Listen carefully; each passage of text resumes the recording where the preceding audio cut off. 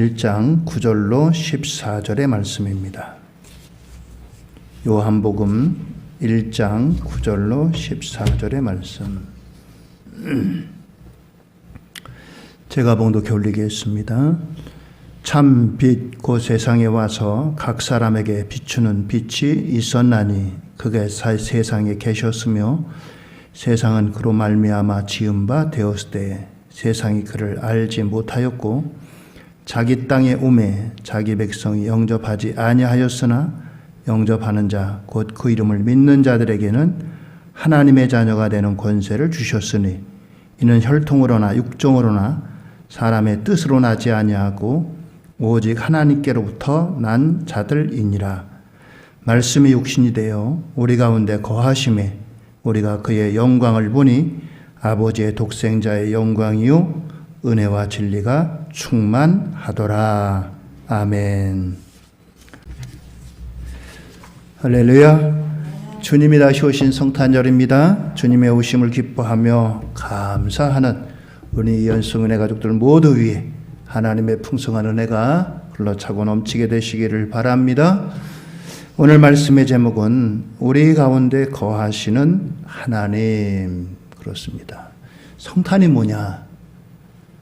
많은 어린이들한테 물어봤어요. 성탄절이 뭐 하는 날이지? 산타크로스 할아버지가 선물 주시는 날이요. 그랬습니다. 성탄절에 예수님은 온데간데였고 산타크로스가 거기에 자리 잡고 있습니다. 마치 산타의 축제일인 양 그렇게 생각을 합니다. 그러나 잊지 말 것은 성탄의 주인공은 예수님이고 예수님이 이 땅에 오셔서 우리에게 구원과 영생의 길을 열어주시고 무엇보다도 하나님이신 분이 하나님이 이 땅에 사람의 몸을 입고 우리 가운데 함께 거하신 이와 같은 뜻깊은 날이라는 겁니다. 할렐루야. 그렇습니다. 성탄의 주인은 예수님입니다. 그리고 이 성탄은 결코 신화가 아닌 역사입니다. 세계 거의 대부분의 나라들이 이 역사를 예수님 오신 날을 기념해서 오신 이후에 AD 그리고 오시기 이전에 BC 이렇게 역사를 구분하고 있습니다. 오늘은 예수님이 오신 역사적인 날이고 하나님이 사람의 몸을 입고 이 땅에 우리 가운데 거하신 기쁨의 성탄인 줄로 믿습니다. 오늘 이 성탄의 의미를 다시 한번 오늘 생각하려고 합니다. 먼저 이 성탄은 준비된 예수님의 탄생이 있었다라고 하는 것입니다. 첫 번째 준비된 예수님의 탄생인 거예요. 예수님의 탄생이 어느 날 갑자기 우연하게 찾아온 것이 아니고 철저하게 준비된 그런 가운데 오셨다라고 하는 겁니다. 누가복음 2장 1절로 2절의 말씀입니다. 그때 가이사 아구스토가 영을 내려 천하로 다 호적하라 하였으니 이 호적은 구레뇨가 수리아 총독이 되었을 때에 처음 한 것이라 라고 했습니다. 이것은 신앙과 관계없이 롬입니다. 부익부 빈익빈이 사건이 더 일어난 그런 사건입니다. 예수님이 이 땅에 오셨을 때 이 사건은 어두운 세상에 빛이 비춰졌습니다. 캄캄하고 또 그리고 힘들어하고 어렵고 괴로워하는 이런 세상에 빛을 비춰주셨습니다.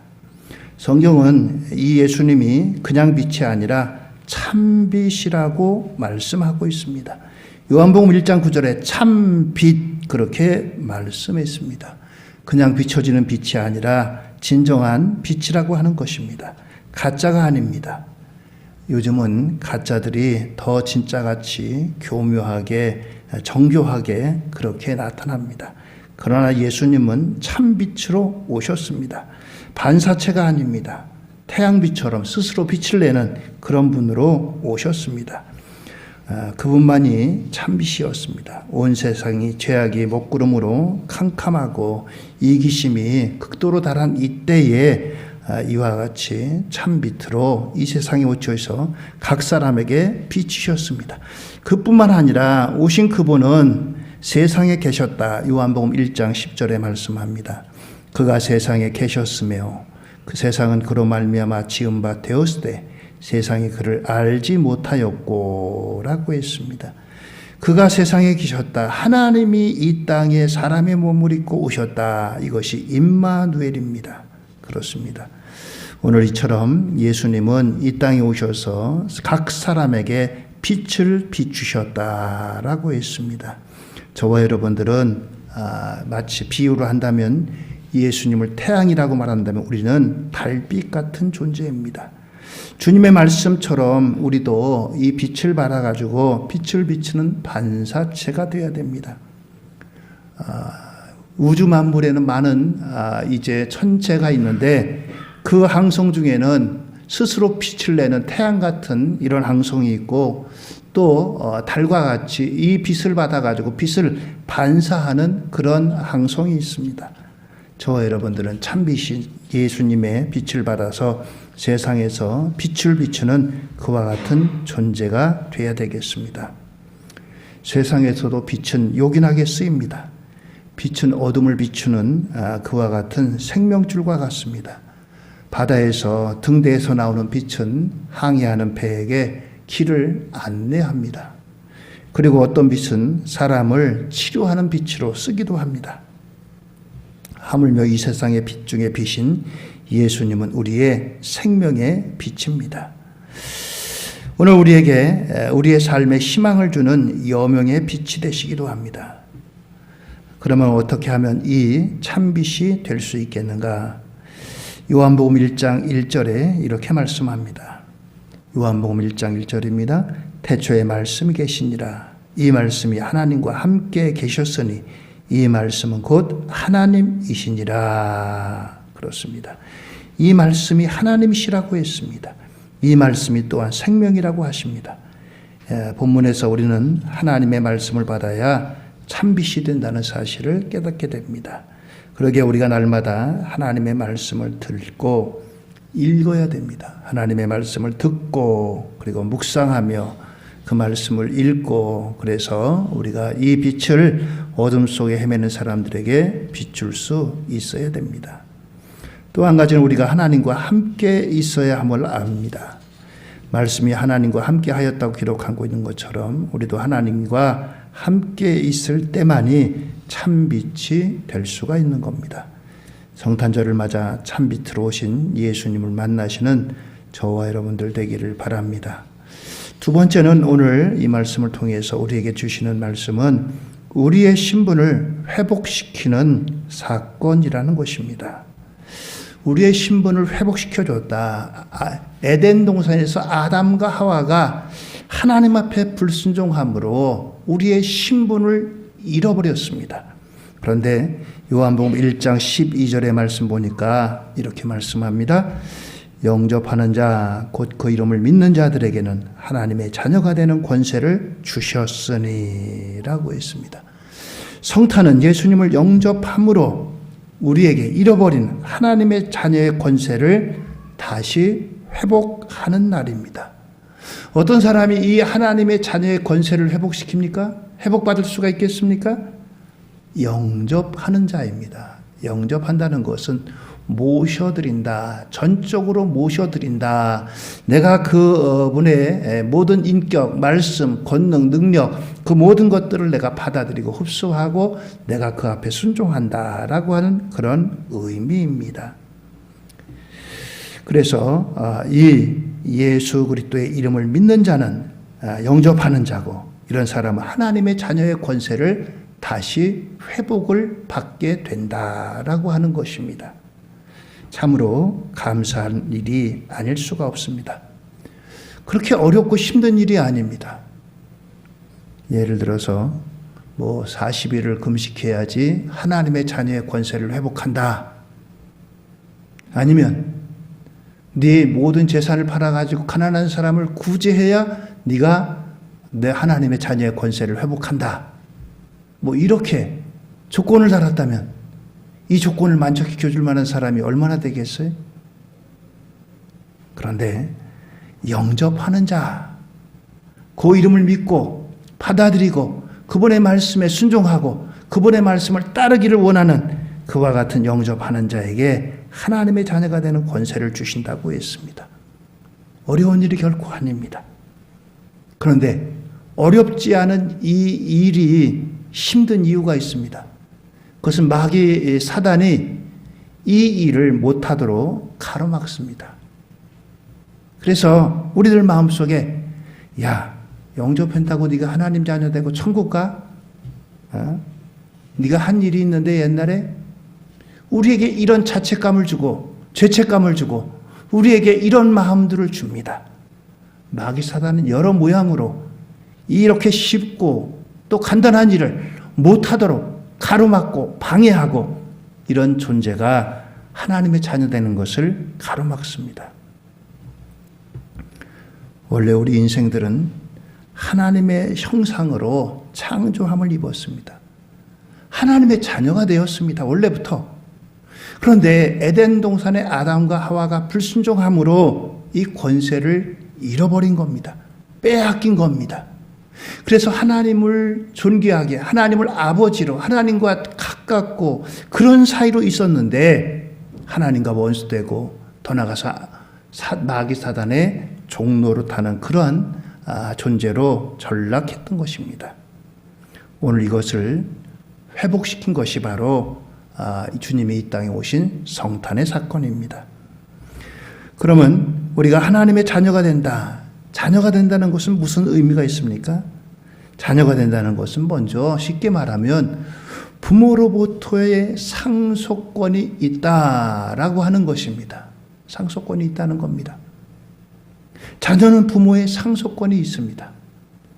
옛날에는 장남에게 많은 부분을 할애하고 나머지 딸이라든지 또 차남이라든지 삼남이라든지 이 사람들은 좀 적게 받았지만 지금은 동일하게 받습니다. 자녀들.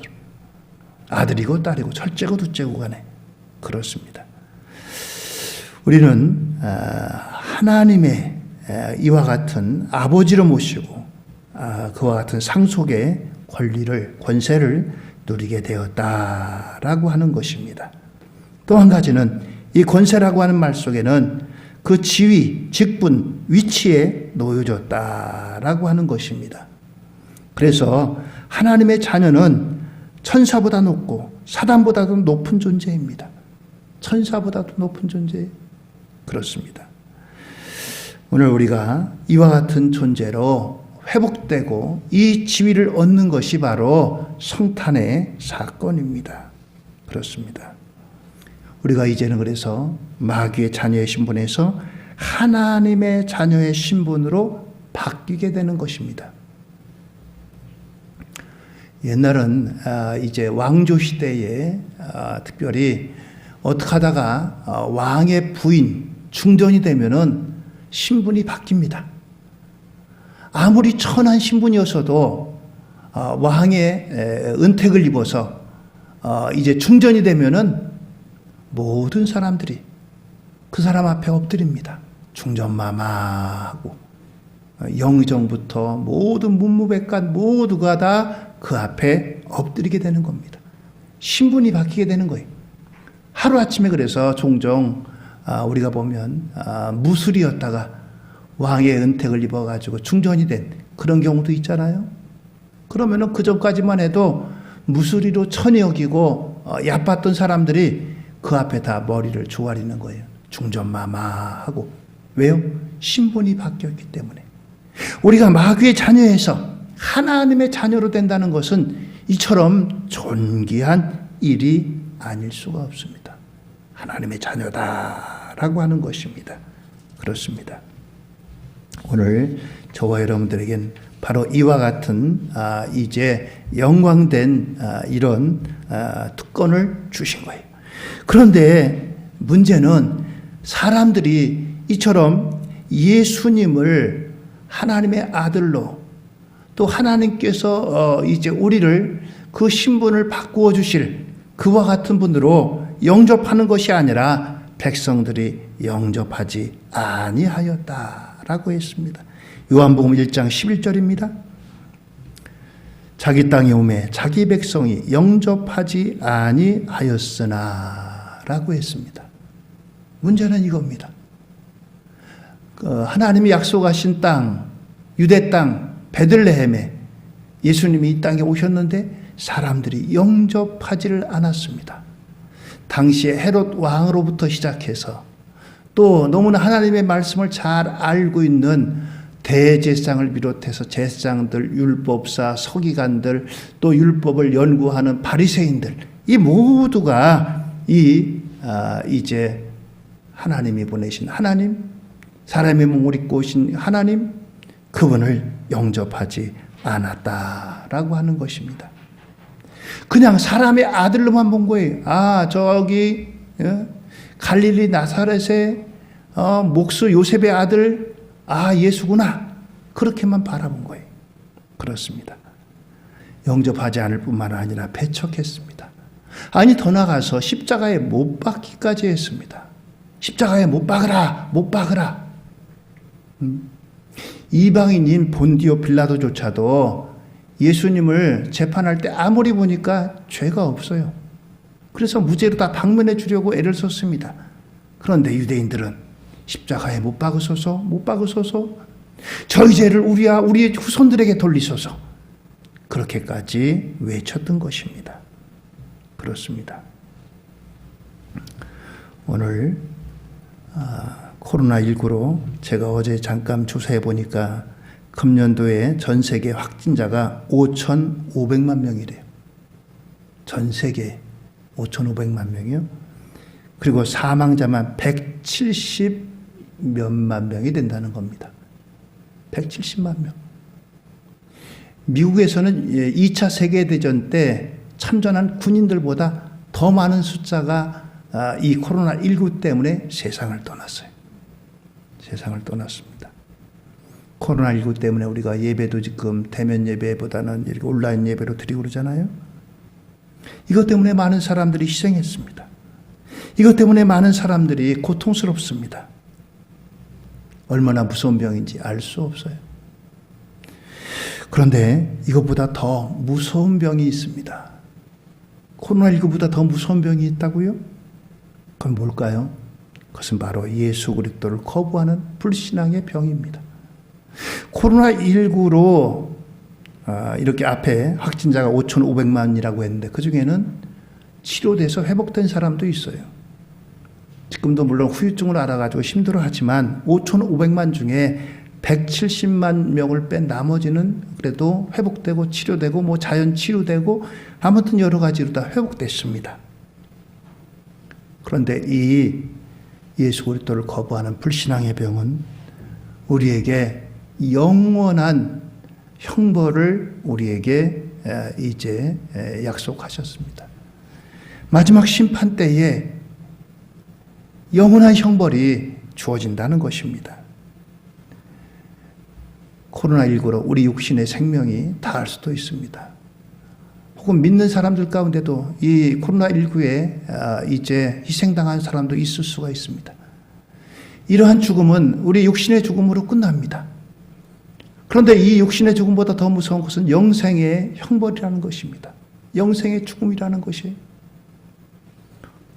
오늘 이 불신앙의 질병은 영원히 멸망시키는 이와 같은 무서운 죄의 유전자를 갖고 있습니다. 그래서 온갖 것으로 우리를 예수 믿지 못하도록 세상의 유혹과 덫으로 우리를 놓고 우리를 미혹하기도 하고 우리를 이런저런 모양으로 시험하기도 하고 그런 것들로 우리를 낙심하게 만들기도 하고 그렇습니다. 오늘 코로나19도 우리가 조심해야 되지만 더 무서운 것은 이러한 이제 불신앙의 병을 경계하고 우리가 이겨내야 된다는 사실입니다. 마지막으로 세 번째는 오늘 이 말씀은 말씀이 육신이 되어 사람으로 오신 사건이다 라고 하는 것입니다. 14절의 말씀입니다. 14절의 말씀. 말씀이 육신 되어 우리 가운데 거하시며 우리가 그의 영광을 보니 아버지의 독생자의 영광이요 은혜와 진리가 충만하더라. 그렇습니다. 한마디로 말하면은 말씀이 육신을 입고 이 땅에 오신 날이다 라고 하는 것입니다. 신학적인 용어로는 인카네이션, 다른 말로 하면 성육신, 육신을 입고 오셨다라고 하는 것입니다. 왜 말씀이 육신이 되셨습니까? 왜 하나님이 사람이 되셨습니까? 그것은 한마디로 말해서 우리 가운데 우리와 함께 하기 위해서 말씀이 육신되 우리 가운데 거하심에라고 하는 것입니다. 우리 가운데 함께 거하신다는 것은 함께 한 이불 덮고 함께 한 밥상에서 함께 식사하고 함께 우리와 생활한다라고 하는 그런 의미입니다. 우리말에 가족이라고도 하고 식구라고도 하고 그러죠. 식구라고 하는 것은 같이 한 상에서 둘러 앉고 먹는다는 겁니다. 우리 가운데 거하신다는 것은 우리 가족이 되신다는 거예요. 가족이 되신다는 거예요. 얼마나 가까운 의미가 있습니까? 바로 그것이 이제 성탄의 사건입니다. 성탄의 사건이 우리 가운데 우리와 함께 하시지 않고서는 결코 우리를 찾아올 수 없고 우리가 알아볼 수가 없고 우리가 그분을 영접할 수가 없기 때문입니다. 그냥 말씀으로만 거하신다면 우리가 그분을 알아볼 수도 없어요. 그래서 우리의 눈으로 보고 우리가 알 수 있도록 우리 가운데 우리 사람의 몸을 입고 이 땅에 오신 것이 바로 이 성탄이다라고 하는 것입니다. 그래서 이 우리 가운데 함께 거하신다는 것은 얼마나 귀하고 복된 일인지 알 수 없습니다.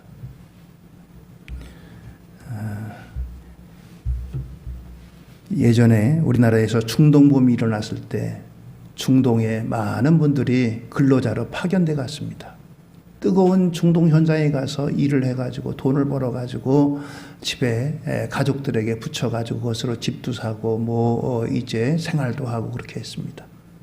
그런데 멀리 있다 보니까 가정에 문제도 생기고 여러 가지 일도 생겼어요. 또 자녀들은 아빠를 그리워도 하고 멀리 있으면 그런 겁니다. 그런데 가까이 있어야지.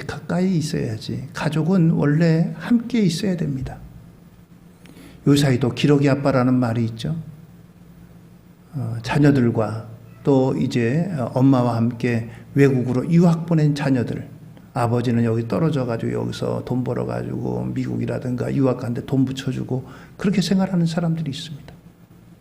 그런데 나중에 적지 않게 많은 가족들이 어려움을 겪어요. 외국에 나가서 공부해가지고 성공했는지는 모르지만 가족으로 다시 화합하고 그러는 것들이 중간에서 깨지고 여러 가지 일들이 생깁니다. 멀리 떨어져 있다 보니까요. 그렇게 깨진 가정, 그게 무슨 의미가 있겠어요? 아무리 성공한다고 한들. 하나님은 우리와 함께 하시고 싶어가지고 이 땅에 오신 겁니다. 너희들과 함께 하고 싶다. 내가 너희들과 함께 하마. 그래서 이 땅에 오신 거예요. 위대한 왕 다윗은 이렇게 시편 23편 4절에서 고백합니다. 내가 사망의 음침한 골짜기로 다닐지라도 해를 두려워하지 않을 것은 주께서 나와 함께 하심이라. 주의 지팡이와 막대기가 나를 안위하시나이다. 할렐루야. 그렇습니다. 사망의 음침한 골짜기 같은 다윗에게 있어서 얼마나 어렵고 힘든 일이 그 생에 많았는지 몰라요.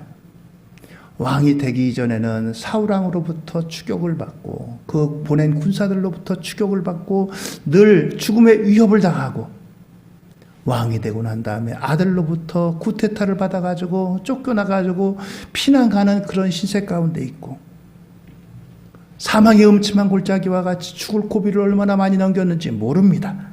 그런데 다윗은 내가 사망의 음침한 골짜기로 다닐지라도 해를 두려워하지 않을 것은 주께서 나와 함께 하심이라.